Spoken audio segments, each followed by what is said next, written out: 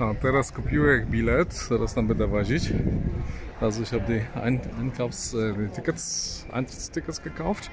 Und jetzt, das ist das bekannteste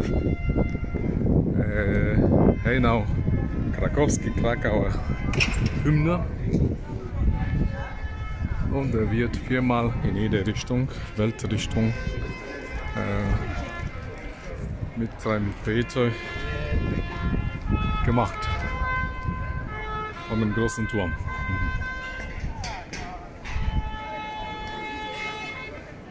Ich się urwał. Hello, maybe sit for you. A był taki fioletowy.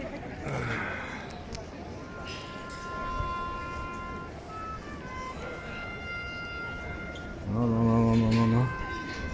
To jakieś przygotowania są do maratonu krakowskiego. Sukienice, tu hale. Mickiewicz.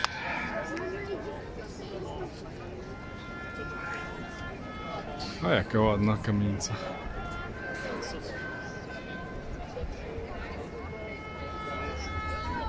I koniec. To jest podobno trafione strzałą tatarską w 1240 albo 41 roku, jak Tatarzy na Polskę napadli. No i tak to jest to tradycja. Ale remont.